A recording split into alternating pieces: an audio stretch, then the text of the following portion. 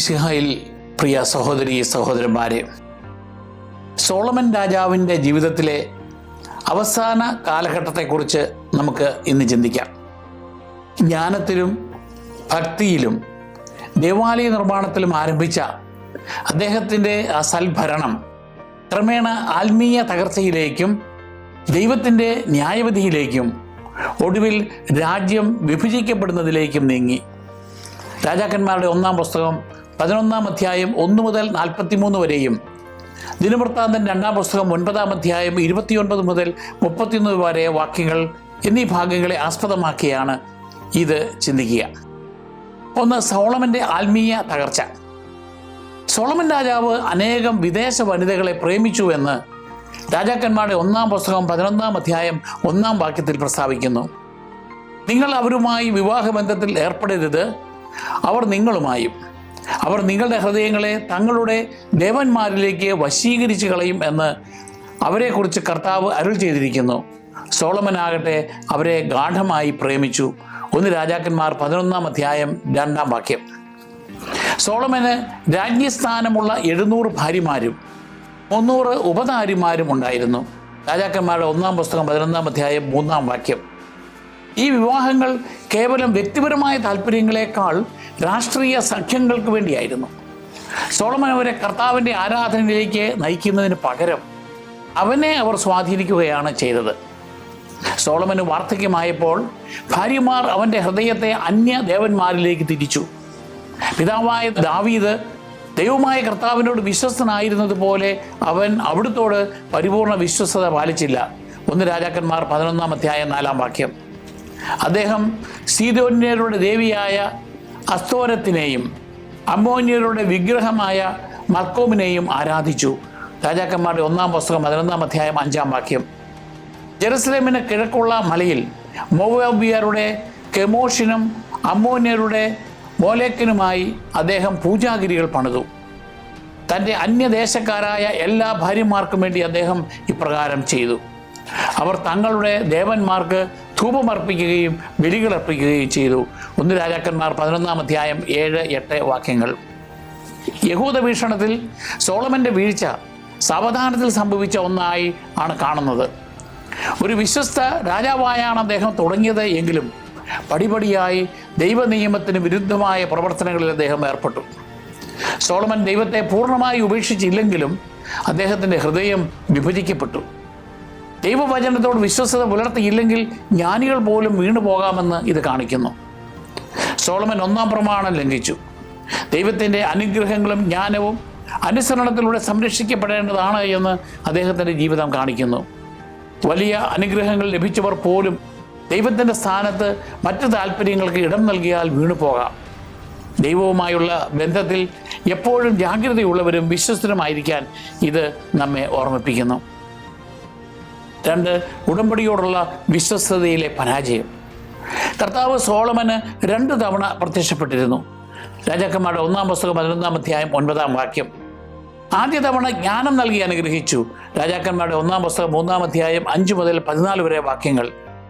ദേവാലയ നിർമ്മിതിക്ക് ശേഷം അനുസരിക്കണമെന്ന നിബന്ധനയോടെ അനുഗ്രഹങ്ങൾ വാഗ്ദാനം ചെയ്തുകൊണ്ട് ദൈവം വീണ്ടും പ്രത്യക്ഷപ്പെട്ടു. രാജാക്കന്മാരുടെ 1-ാം പുസ്തകം 9-ാം അധ്യായം 3 മുതൽ 9 വരെ വാക്യങ്ങൾ. എങ്കിലും സോളമൻ കർത്താവ് തന്നോട് കൽപ്പിച്ചത് പാലിച്ചില്ല. രാജാക്കന്മാരുടെ 1-ാം പുസ്തകം 11-ാം അധ്യായം 10-ാം വാക്യം. ദൈവിക വെളിപാട് നേരിട്ട് അനുഭവിച്ചിട്ടും പിൽക്കാലത്ത് കർത്താവിൽ നിന്ന് അവൻ അകന്നുപോയത് അദ്ദേഹത്തിൻ്റെ പാപത്തിൻ്റെ ഗൗരവം വർദ്ധിപ്പിക്കുന്നു. തൻ്റെ പാപം ഏറ്റുപറയുകയും ആത്മാർത്ഥമായി പശ്ചാത്തപിക്കുകയും ചെയ്ത ദാവീദിൽ നിന്ന് വ്യത്യസ്തനായി സോളമൻ പശ്ചാത്തപിച്ച് കർത്താവിലേക്ക് മടങ്ങിയില്ല. ദേവാലയ പ്രതിഷ്ഠാവേളയിൽ ജനത്തെ നയിക്കാനും അവരോട് ക്ഷമിക്കാനും കർത്താവിനോട് അപേക്ഷിച്ചുകൊണ്ട് സോളമൻ അഗാധമായ വിശ്വാസത്തോടെ പ്രാർത്ഥിച്ചിരുന്നു. 1 രാജാക്കന്മാർ 8-ാം അധ്യായം. എന്നാൽ അദ്ദേഹത്തിൻ്റെ പിൽക്കാല ജീവിതത്തിലെ പ്രവർത്തനങ്ങൾ ആ പ്രാർത്ഥനയെ പ്രതിഫലിപ്പിച്ചില്ല. അദ്ദേഹം അന്യ ദേവന്മാരിലേക്ക് തിരിഞ്ഞത് ഒരു കാലത്ത് അദ്ദേഹം പ്രഖ്യാപിച്ച വിശ്വാസത്തിനും ദൈവാശ്രയത്വത്തിനും വിരുദ്ധമായിരുന്നു. യഹൂദ വീക്ഷണത്തിൽ രാജാക്കന്മാർ ദൈവിക നിയമം പഠിക്കാനും വിശ്വസ്തയോടെ പാലിക്കാനും കടപ്പെട്ടവരായിരുന്നു. നിയമാവർത്തനം 17-ാം അധ്യായം 18 മുതൽ 20 വരെ വാക്യങ്ങൾ. സോളമനാകട്ടെ ഈ കടമകളിൽ വിശ്വസ്തനായിരുന്നില്ല.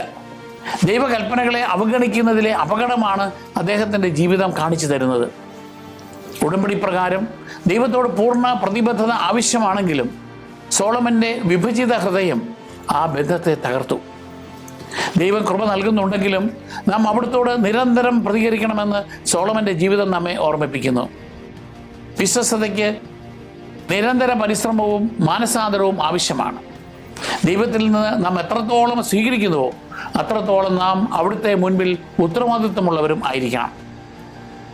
ദൈവത്തിൻ്റെ ന്യായവിധിയും സോളമൻ്റെ പ്രതികരണവും 1 രാജാക്കന്മാർ 11-ാം അധ്യായം 9 മുതൽ 13 വരെ വാക്യങ്ങളും 29 മുതൽ 40 വരെ വാക്യങ്ങളും. സോളമൻ്റെ ഹൃദയം കർത്താവിൽ നിന്നും അകന്നു പോയതിനാൽ അവിടുന്ന് അദ്ദേഹത്തോട് കോപിച്ചു എന്ന് രാജാക്കന്മാരുടെ 1-ാം പുസ്തകം 11:10 പറയുന്നു. രാജ്യം അദ്ദേഹത്തിൽ നിന്ന് പറിച്ചെടുത്ത് അവൻ്റെ ദാസന് നൽകുമെന്ന് ദൈവം പ്രഖ്യാപിച്ചു. രാജാക്കന്മാരുടെ 1-ാം പുസ്തകം 11-ാം അധ്യായം 11-ാം വാക്യം. എങ്കിലും ന്യായവിധിയിലും ദൈവം കരുണ കാണിച്ചു. തൻ്റെ ദാസനായ ദാവീദിനെ പ്രതി സോളമൻ്റെ ജീവിതകാലത്ത് ഈ ശിക്ഷ നടപ്പിലാക്കുകയില്ലെന്നും അദ്ദേഹത്തിൻ്റെ മകൻ്റെ കാലത്തായിരിക്കും ഇത് സംഭവിക്കുക എന്നും ദൈവം അരുൾ ചെയ്തു. അപ്പോഴും ദൈവം മുഴുവനായി നഷ്ടപ്പെടുകയില്ല. യെരൂശലേമിനെ പ്രതിയും ദാവീദിൻ്റെ വംശത്തെ പ്രതിയും ഒരു ഗോത്രം അദ്ദേഹത്തിൻ്റെ പക്കൽ ബാക്കിയുണ്ടാകും. രാജാക്കന്മാരുടെ 1-ാം പുസ്തകം 11-ാം അധ്യായം 12-13 വാക്യങ്ങൾ. ഒരു പ്രവാചക ദൗത്യത്തിലൂടെ ഈ ന്യായവിധി ദൈവം കൂടുതൽ വ്യക്തമാക്കി. ജോസഫിൻ്റെ വംശജരിൽ നിർബന്ധിത വേലയുടെ മേൽനോട്ടക്കാരനായിരുന്ന ജെറോബോവാം ജെറുസലേമിൽ നിന്ന് പുറത്തേക്ക് വരുമ്പോൾ ഷീലോക്കാരനായ അഹിയ പ്രവാചകൻ വഴിയിൽ വെച്ച് അദ്ദേഹത്തെ കണ്ടുമുട്ടി. രാജാക്കന്മാരുടെ 1-ാം പുസ്തകം 11-ാം അധ്യായം 29-ാം വാക്യം.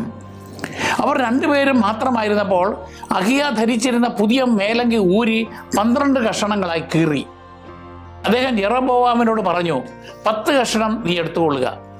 ഇസ്രായേലിൻ്റെ ദൈവമായ കർത്താവ് അരുൾ ചെയ്യുന്നു, ഞാൻ സോളമൻ്റെ കയ്യിൽ നിന്ന് രാജ്യമെടുത്ത് 10 ഗോത്രങ്ങൾ നിനക്ക് തരും. രാജാക്കന്മാരുടെ 1-ാം പുസ്തകം 11-ാം അധ്യായം 31-ാം വാക്യം. ഈ പ്രതീകാത്മക പ്രവൃത്തി ഇസ്രായേൽ രാജ്യം 2 ഭാഗങ്ങളായി വിഭജിക്കപ്പെടുന്നതിനെയാണ് സൂചിപ്പിക്കുന്നത്. 10 ഗോത്രങ്ങൾ ചേർന്ന് ജെറോബോവാമിന് കീഴിൽ വടക്കൻ രാജ്യമായും ഒരു യൂദയ ഗോത്രം ദാവീദിൻ്റെ വംശത്തിന് കീഴിൽ ജെറുസലേം ആസ്ഥാനമായുള്ള തെക്കൻ രാജ്യമായും നിലനിൽക്കും. രാജാക്കന്മാരുടെ 1-ാം പുസ്തകം 11-ാം അധ്യായം 32-36 വാക്യങ്ങൾ. ഈ വിഭജനത്തിൻ്റെ കാരണവും കർത്താവ് വ്യക്തമാക്കി. സോളമൻ തന്നെ ഉപേക്ഷിക്കുകയും വിശ്വസ്തനായി തുടരുന്നതിന് പകരം അന്യദേവന്മാരെ ആരാധിക്കുകയും ചെയ്തു. 1 രാജാക്കന്മാർ 11-ാം അധ്യായം 33-ാം വാക്യം. എങ്കിലും ഈ ന്യായവിധിയിലും ദാവീദിൻ്റെ വംശത്തെ നിലനിർത്തിക്കൊണ്ട് ദൈവം തൻ്റെ വാഗ്ദാനം ഉറപ്പിച്ചു. ഈ പ്രവാചക സൂചനയിലൂടെ സോളമന് മേലുള്ള തൻ്റെ ന്യായവിധിയും ഇസ്രായേലിൻ്റെ ചരിത്രത്തിന്മേലുള്ള തൻ്റെ നിയന്ത്രണവും ദൈവം വെളിപ്പെടുത്തി. വസ്ത്രം കീറുന്ന പ്രവൃത്തിയിലൂടെ രാജ്യത്തിൻ്റെ വിഭജനം ഒരു യാദൃച്ഛിക സംഭവമല്ലെന്നും മറിച്ച് അവിശ്വസ്തതയ്ക്കുള്ള ദൈവത്തിൻ്റെ പ്രതികരണമാണെന്നും അവിടുന്ന് വ്യക്തമാക്കുന്നു. എന്നാൽ ഈ ഘട്ടത്തിൽ സോളമൻ പശ്ചാത്തപിച്ചതായി ബൈബിൾ രേഖപ്പെടുത്തുന്നില്ല. വിനയത്തോടെ പാപം ഏറ്റുപറയുകയും ദൈവത്തിലേക്ക് മടങ്ങുകയും ചെയ്ത ദാവീദിൽ നിന്ന് വ്യത്യസ്തമായി സോളമൻ കർത്താവിലേക്ക് പിന്തിരിഞ്ഞില്ല.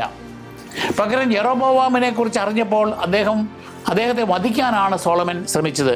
1 രാജാക്കന്മാർ 11-ാം അധ്യായം 40-ാം വാക്യം. തൻ്റെ തെറ്റ് ആത്മീയമായി തിരുത്തുന്നതിന് പകരം രാഷ്ട്രീയമായ രീതിയിലാണ് അദ്ദേഹം ഇതിനെ നേരിട്ടത് എന്ന് ഇത് കാണിക്കുന്നു. കർത്താവിൽ നിന്ന് ലഭിച്ച വ്യക്തമായ മുന്നറിയിപ്പിൻ്റെ അടിസ്ഥാനത്തിൽ സോളമൻ ദൈവത്തിന് മുൻപിൽ വിനയപ്പെടുകയും വിഗ്രഹാരാധനാ കേന്ദ്രങ്ങൾ നീക്കം ചെയ്യുകയും ജനങ്ങളെ യഥാർത്ഥ ആരാധനയിലേക്ക് നയിക്കുകയും ചെയ്യേണ്ടിയിരുന്നു. തൻ്റെ തെറ്റുകൾ തിരുത്താനും കർത്താവുമായുള്ള ഉടമ്പടി പുതുക്കാനുമുള്ള ഉത്തരവാദിത്വം ഒരു രാജാവ് എന്ന നിലയിൽ അദ്ദേഹത്തിനുണ്ടായിരുന്നു. ദാവീദിനെ പോലെ ആത്മാർത്ഥമായി പശ്ചാത്തപിച്ചിരുന്നെങ്കിൽ ശിക്ഷയുടെ ചില അനന്തര ഫലങ്ങൾ നിലനിൽക്കുമ്പോൾ തന്നെ ദൈവവുമായുള്ള ബന്ധം വീണ്ടെടുക്കുവാൻ അദ്ദേഹത്തിന് സാധിക്കുമായിരുന്നു. ഈ ഭാഗം നമുക്ക് നൽകപ്പെട്ട ചില പാഠങ്ങൾ ഉണ്ട്. ദൈവം നമ്മെ തിരുത്തുമ്പോൾ നമ്മുടെ പ്രതികരണം എതിർപ്പല്ല, മറിച്ച് പശ്ചാത്താപമായിരിക്കണം. ദൈവത്തിൻ്റെ മുന്നറിയിപ്പുകൾ അവഗണിക്കുന്നത് വലിയ നഷ്ടങ്ങളിലേക്ക് നയിക്കും. ന്യായവിധിയിലും ദൈവത്തിൻ്റെ കരുണ എപ്പോഴും കൂടെയുണ്ടാകുമെന്നും എന്നാൽ നാം വിനയത്തോടെ അതിനോട് പ്രതികരിക്കണമെന്നും ഇത് ഓർമ്മിപ്പിക്കുന്നു. കൂടാതെ നേതൃത്വം വലിയ ഉത്തരവാദിത്വമാണെന്ന് ഇത് നമ്മെ കാണിക്കുന്നു. നമ്മുടെ പ്രവർത്തനങ്ങൾ മറ്റുള്ളവരെ സ്വാധീനിക്കുന്നു. സോളമൻ്റെ വീഴ്ച ഇസ്രായേൽ ജനതയെ മുഴുവനും ബാധിച്ചതുപോലെ നമ്മുടെ വീഴ്ചകളും മറ്റുള്ളവരെ ബാധിക്കാം. വർദ്ധിച്ചു വരുന്ന എതിർപ്പുകൾ. രാജാക്കന്മാരുടെ 1-ാം പുസ്തകം 11-ാം അധ്യായം 14 മുതൽ 40 വരെ വാക്യങ്ങൾ. സോളമൻ്റെ ഭരണത്തിൻ്റെ ആദ്യ വർഷങ്ങളിൽ നിലനിന്നിരുന്ന സമാധാനവും സുസ്ഥിരതയും ക്രമേണ അശാന്തിയിലേക്ക് വഴിമാറി. കർത്താവ് സോളമന് ഒരു എതിരാളിയെ ഉയർത്തി. 1 രാജാക്കന്മാർ 11-14. രാജാവിൻ്റെ അവിശ്വസ്തതയ്ക്കുള്ള ദൈവത്തിൻ്റെ പ്രതികരണത്തിൻ്റെ ഭാഗമായിരുന്നു ഈ എതിർപ്പുകൾ. ഏദോമിനായ ഹദാദ് ആയിരുന്നു ആദ്യത്തെ എതിരാളി. അദ്ദേഹം ഏദോമിലെ രാജകുടുംബത്തിൽപ്പെട്ടവനായിരുന്നു. നേരത്തെ ദാവീദ് രാജാവ് ഏദോമിനെ പരാജയപ്പെടുത്തിയപ്പോൾ ഇസ്രായേൽ സൈന്യാധിപനായ യോവാബ് അവിടെ കഠിനമായ ആക്രമണം നടത്തുകയും പുരുഷന്മാരെ മിക്കവരെയും തന്നെ വധിക്കുകയും ചെയ്തിരുന്നു. 1 രാജാക്കന്മാർ 11-ാം അധ്യായം 15 മുതൽ 16 വാക്യങ്ങൾ. ഈ സമയത്ത് ഹദാദ് ഒരു കൊച്ചുകുട്ടിയായിരുന്നു. അദ്ദേഹത്തിൻ്റെ ഭൃത്യന്മാർ അദ്ദേഹത്തെയും കൊണ്ട് സുരക്ഷിതത്വത്തിനായി ഈജിപ്തിലേക്ക് ഓടിപ്പോയി. രാജാക്കന്മാരുടെ 1-ാം പുസ്തകം 11-ാം അധ്യായം 17-ാം വാക്യം. ഈജിപ്തിൽ ഹദാദിന് ഫറവോന്റെ പ്രീതി ലഭിച്ചു. ഫറവോൻ അവന് ഭവനവും ഭക്ഷണവും നൽകി. കൂടാതെ തെഹ്പോനെസ് രാജ്ഞിയുടെ സഹോദരി അദ്ദേഹത്തിന് വിവാഹം ചെയ്തു കൊടുക്കുകയും ചെയ്തു. 1 രാജാക്കന്മാർ 11-ാം അധ്യായം 18 മുതൽ 20 വരെ വാക്യങ്ങൾ. അങ്ങനെ ഹദാദ് രാജകീയ സംരക്ഷണയിൽ വളർന്നു. എന്നാൽ ദാവീദും യോവാബും മരിച്ചുവെന്നറിഞ്ഞപ്പോൾ തൻ്റെ ജന്മനാട്ടിലേക്ക് മടങ്ങുവാൻ അദ്ദേഹം അനുവാദം ചോദിച്ചു. അവിടെ തുടരാൻ ഫറവോ നിർബന്ധിച്ചുവെങ്കിലും ഹദാദ് ഏദോമിലേക്ക് മടങ്ങിപ്പോയി. രാജാക്കന്മാരുടെ 1-ാം പുസ്തകം 11-ാം അധ്യായം 21-22 വാക്യങ്ങൾ. അവിടെ നിന്ന് അദ്ദേഹം സോളമൻ്റെ രാജ്യത്തെ നിരന്തരം എതിർക്കുകയും ഇസ്രായേലിനെ ദുർബലപ്പെടുത്തുകയും ചെയ്തുകൊണ്ടിരുന്ന ഒരു ശത്രുവായി മാറി. വടക്കു ഭാഗത്ത് എലിയാദായിയുടെ മകനായ റെസോൻ മറ്റൊരു എതിരാളിയായി ഉയർന്നു വന്നു. അവൻ സോബായിലെ രാജാവായ ഹദദേസറിൻ്റെ അടുത്ത് നിന്ന് ഒളിച്ചോടിപ്പോന്നവനാണ്. 1 രാജാക്കന്മാർ 11-ാം അധ്യായം 23-ാം വാക്യം. റെസോൻ ഒരു കൂട്ടം ആളുകളെ സംഘടിപ്പിച്ച് ദമാസ്കസിലെ ഭരണാധികാരിയായി. അവിടെ നിന്ന് അദ്ദേഹം ഇസ്രായേലിൻ്റെ സ്ഥിരം ശത്രുവായി മാറുകയും സോളമൻ്റെ ഭരണകാലത്ത് ഉടനീളം രാഷ്ട്രീയ അസ്ഥിരത ഉണ്ടാക്കുകയും ചെയ്തു. 1 രാജാക്കന്മാർ 11-ാം അധ്യായം 24-25 വാക്യങ്ങൾ. പുറത്തു നിന്നുള്ള ഈ ശത്രുക്കൾ ഇസ്രായേലിനെ ഭീഷണിപ്പെടുത്തിക്കൊണ്ടിരുന്നപ്പോൾ രാജ്യത്തിനകത്തു നിന്നും ഗൗരവമായ വെല്ലുവിളികൾ ഉയർന്നു വന്നു. സോളമൻ്റെ ഭരണ സംവിധാനത്തിലെ പ്രാപ്തനും ഉത്സാഹിയുമായ ഉദ്യോഗസ്ഥനായിരുന്ന ജെറൊബോവാമിലൂടെയാണ് ഇത് സംഭവിച്ചത്. 1 രാജാക്കന്മാർ 11:28. അഹിയ പ്രവാചകന്റെ പ്രവർത്തനത്തെക്കുറിച്ചും ജെറൊബോവാമിൻ്റെ വർദ്ധിച്ചു വരുന്ന സ്വാധീനത്തെക്കുറിച്ചും അറിഞ്ഞപ്പോൾ സോളമൻ അദ്ദേഹത്തെ വധിക്കാൻ ശ്രമിച്ചു. എന്നാൽ ജെറൊബോവാം ഈജിപ്തിലേക്ക് രക്ഷപ്പെടുകയും ഷീഷാക് ഫറവോന്റെ അടുത്ത് അഭയം തേടുകയും ചെയ്തു. സോളമൻ്റെ മരണം വരെ അദ്ദേഹം അവിടെ തുടർന്നു. 1 രാജാക്കന്മാർ 11:40. എല്ലാ ഭാഗങ്ങളിലും സമാധാനം അനുഭവിച്ചിരുന്ന രാജ്യം സോളമൻ്റെ ഭരണത്തിൻ്റെ അവസാന കാലമായപ്പോഴേക്കും ആഭ്യന്തര കലാപങ്ങൾക്കും വിദേശ ഭീഷണികൾക്കും സാക്ഷ്യം വഹിച്ചു. വിഭജനത്തിൻ്റെ വിത്തുകൾ അപ്പോഴേക്കും പാകപ്പെട്ടിരുന്നു. യഹൂദ പാരമ്പര്യത്തിൽ ഹദാദ്, റെസോൻ, ജെറൊബോവാം എന്നീ എതിരാളികളെ ഇസ്രായേലിനെ തിരുത്താൻ ദൈവം അനുവദിച്ച ഉപകരണങ്ങളായിട്ടാണ് കണക്കാക്കുന്നത്. ഈ അസ്വസ്ഥതകൾ വെറും രാഷ്ട്രീയ സംഭവങ്ങളായല്ല, മറിച്ച് ഉടമ്പടിയോടുള്ള അവിശ്വസ്തതയുടെ അനന്തരഫലങ്ങളായാണ് കാണുന്നത്.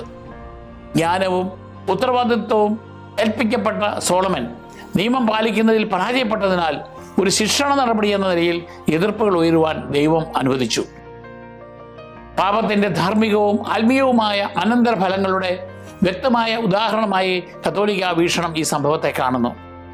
സോളമൻ്റെ അനുസരണക്കേട് അദ്ദേഹത്തിൻ്റെ സ്വകാര്യ ജീവിതത്തിൽ മാത്രം ഒതുങ്ങി നിന്നില്ല, അത് രാജ്യത്തെ മുഴുവൻ ബാധിച്ചു. ദൈവം നൽകിയ ഐക്യവും സമാധാനവും സമൃദ്ധിയും തകരാൻ തുടങ്ങി.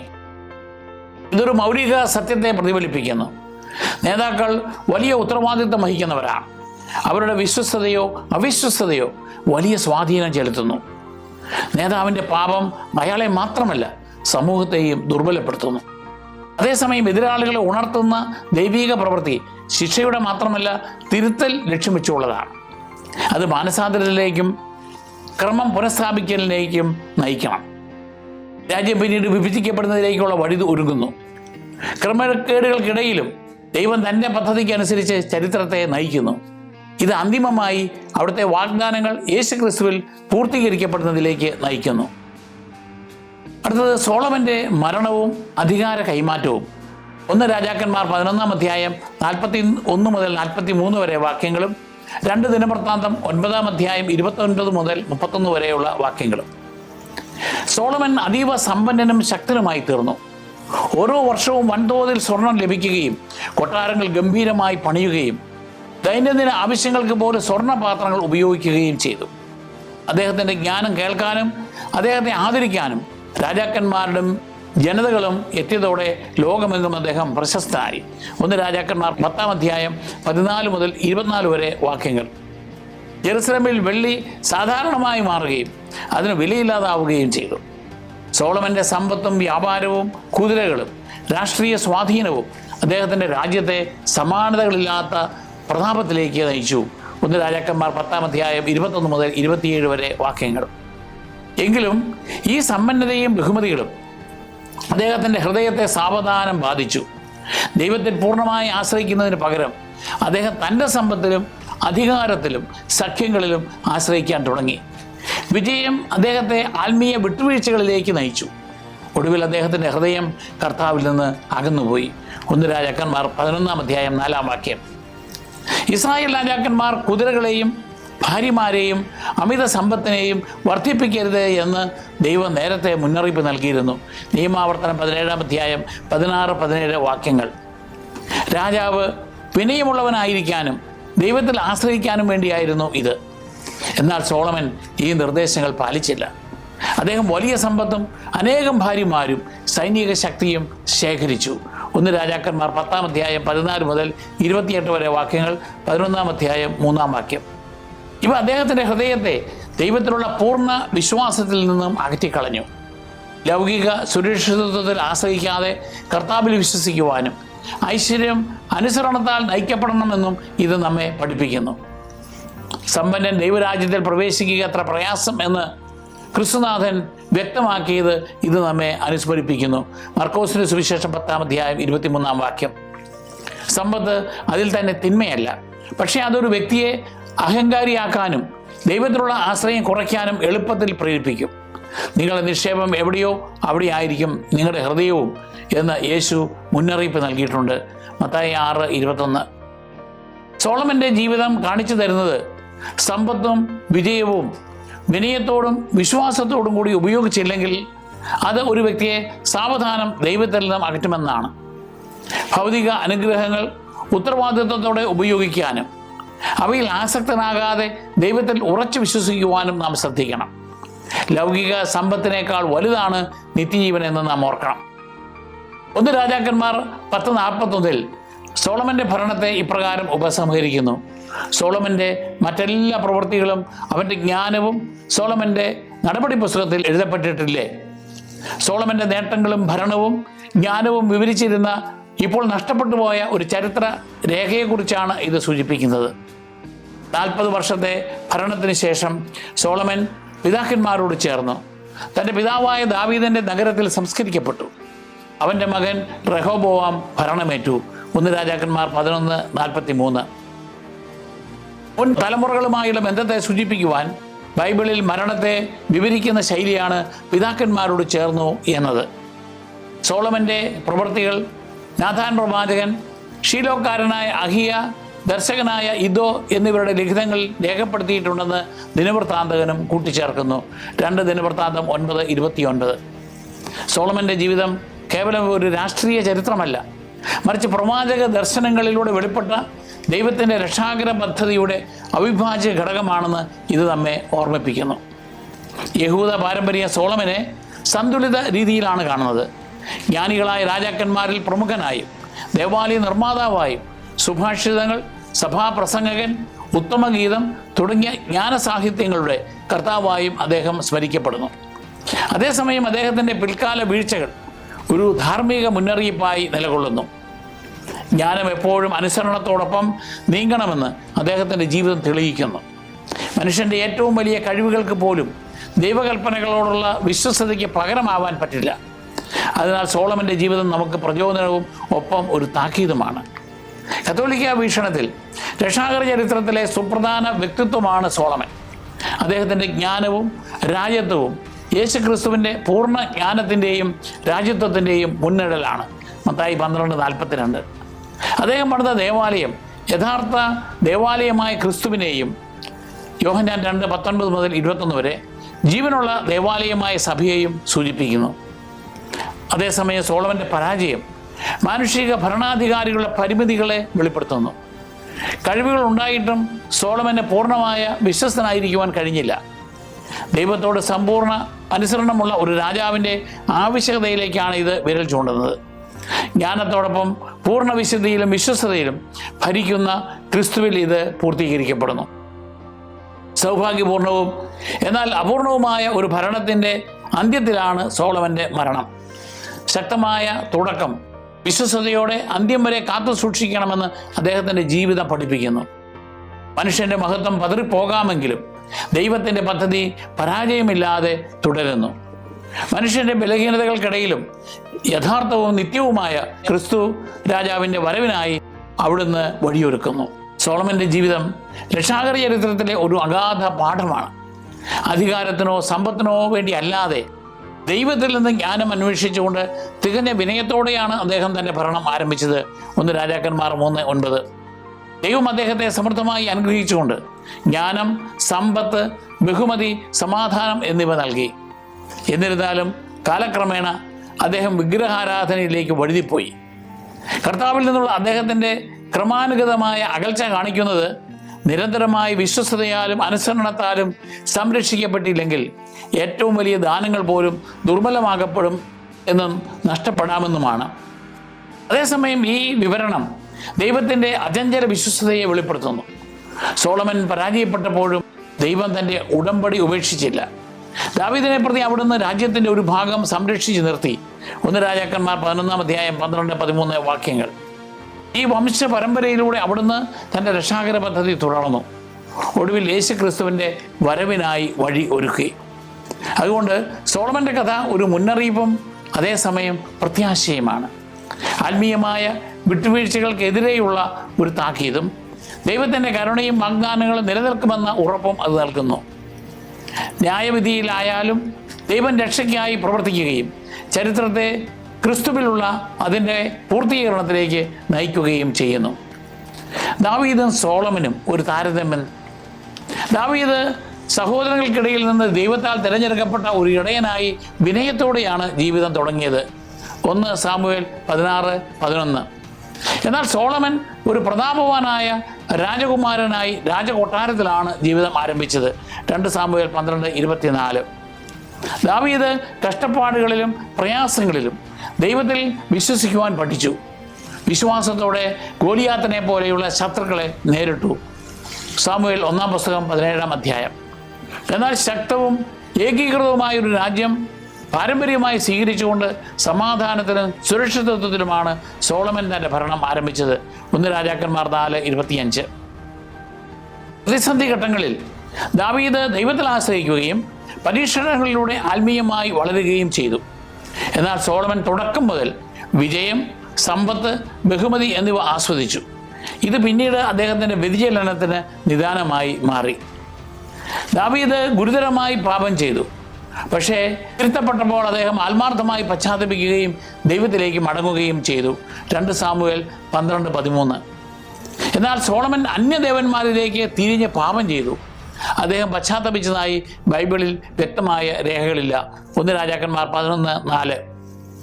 ബലഹീനതകൾക്കിടയിലും ദാവീദിൻ്റെ ഹൃദയം ദൈവത്തിലേക്ക് തിരിഞ്ഞതായിരുന്നു. അതുകൊണ്ടാണ് ദൈവത്തിൻ്റെ ഹൃദയത്തിന് ഇണങ്ങിയവൻ എന്ന് അദ്ദേഹത്തെ അറിയപ്പെടുന്നത്. 1 സാമുവേൽ 13:14. എന്നാൽ സോളമൻ്റെ ഹൃദയം വിഭജിക്കപ്പെടുകയും ലൗകിക ബന്ധങ്ങളാലും അന്യദേശ ആചാരങ്ങളാലും സ്വാധീനിക്കപ്പെടുകയും ചെയ്തു. ദാവീദിൻ്റെ ജീവിതം വിശ്വാസത്തിലും ദേവാലയത്തിനായുള്ള ഒരുക്കങ്ങളിലും അവസാനിച്ചു. തൻ്റെ ദൗത്യം മകനെ അദ്ദേഹം ഏൽപ്പിച്ചു. എന്നാൽ സോളമൻ ദേവാലയം നിർമ്മിച്ചെങ്കിലും അദ്ദേഹത്തിൻ്റെ ജീവിതം ആത്മീയ തകർച്ചയിൽ അവസാനിക്കുകയും പ്രവൃത്തികൾ രാജ്യത്തിൻ്റെ ഭാവി വിഭജനത്തിന് കാരണമാവുകയും ചെയ്തു. 1 രാജാക്കന്മാർ 11 അധ്യായം 11 മുതൽ 13 വരെ വാക്യങ്ങൾ. ഇപ്രകാരം പശ്ചാത്താപത്തിൻ്റെയും ദൈവത്തിലുള്ള വിശ്വാസത്തിൻ്റെയും പ്രാധാന്യം ദാവീദ് നമുക്ക് കാണിച്ചു തരുന്നു. അദ്ദേഹം വിജയം, സമ്പത്ത്, വിട്ടുവീഴ്ചകൾ എന്നിവ കാരണം ദൈവത്തിലുള്ള ശ്രദ്ധ നഷ്ടപ്പെടുന്നതിൻ്റെ അപകടത്തെക്കുറിച്ച് സോളമൻ നമുക്ക് മുന്നറിയിപ്പ് നൽകുന്നു. ഇനി സോളമനും യേശുക്രിസ്തുവും ഒരു താരതമ്യം നോക്കാം. സോളമൻ ദാവീദിന്റെ പുത്രനും സിംഹാസനത്തിന്റെ പിൻഗാമിയുമായിരുന്നു. ദാവീദിന് ശേഷം അദ്ദേഹത്തിന്റെ പുത്രൻ രാജ്യം ഭരിക്കുമെന്ന ദൈവത്തിന്റെ വാഗ്ദാനം ഭാഗികമായി സോളമനിൽ നിറവേറി. സാമുവേൽ 2-ാം പുസ്തകം 7-ാം അധ്യായം 12-13 വാക്യങ്ങൾ. എന്നാൽ യേശു ദാവീദിന്റെ പൂർണ്ണനും നിത്യനുമായ പുത്രനാണ്. അവിടെ നിന്നിലൂടെ ദാവീദിന്റെ ഉടമ്പടി പൂർണ്ണമായും സാക്ഷാത്കരിക്കപ്പെട്ടു. ലൂക്കായുടെ സുവിശേഷം 1-ാം അധ്യായം 32-33 വാക്യങ്ങൾ.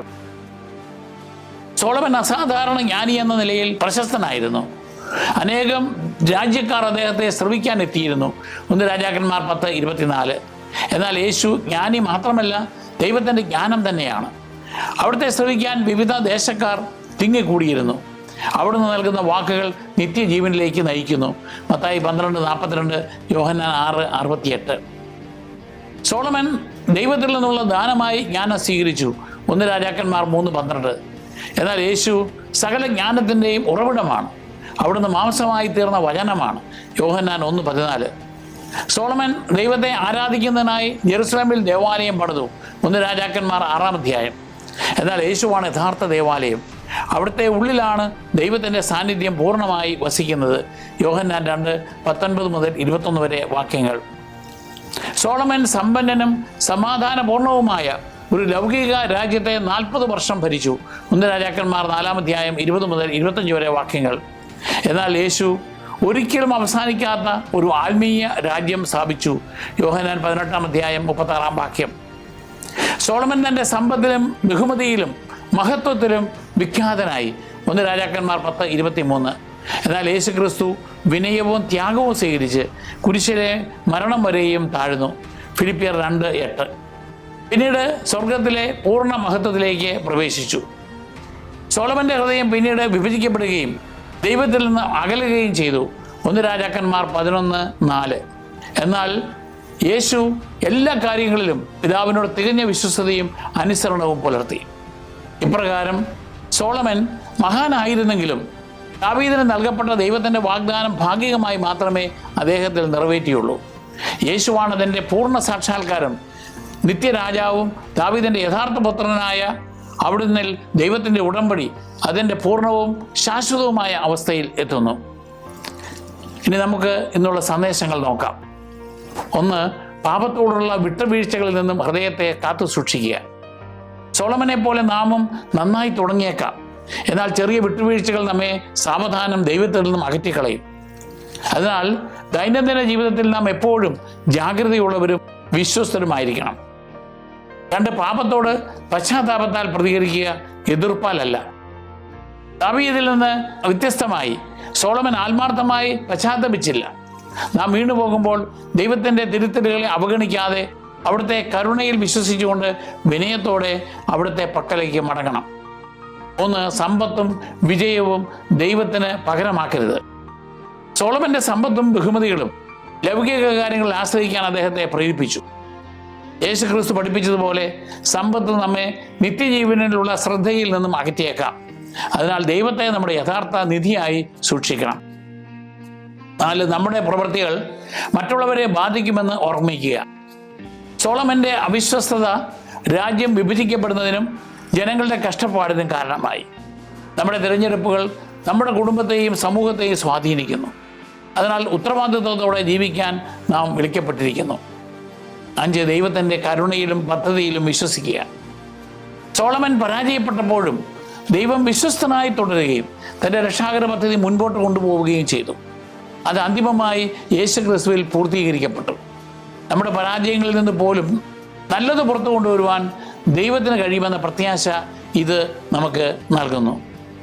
നമുക്ക് പ്രാർത്ഥിക്കാം. ഞങ്ങളുടെ ദൈവമായ കർത്താവേ, അങ്ങ് സോളമനെ ജ്ഞാനം നൽകി അനുഗ്രഹിച്ചുവെങ്കിലും അദ്ദേഹം അങ്ങിൽ നിന്നും അകന്നുപോയി. ഞങ്ങളുടെ ഹൃദയങ്ങളെ വിഭജിക്കപ്പെടാത്തതും വിശ്വസ്തവുമായി കാത്തു സൂക്ഷിക്കണമേ. ഞങ്ങൾ വീഴുമ്പോൾ പശ്ചാത്തപിക്കാനും അങ്ങയുടെ അനുഗ്രഹങ്ങൾ വിവേകത്തോടെ ഉപയോഗിക്കാനും എല്ലാറ്റിനും ഉപരിയായി അങ്ങയെ അന്വേഷിക്കുവാനും ഞങ്ങളെ സഹായിക്കണമേ. അങ്ങയുടെ സത്യത്തിൽ ഞങ്ങളെ എപ്പോഴും നയിക്കുകയും ഞങ്ങളുടെ കർത്താവായ ക്രിസ്തു വഴി ഞങ്ങളെ നിത്യജീവനിലേക്ക് എത്തിക്കുകയും ചെയ്യണമേ. ആമേൻ.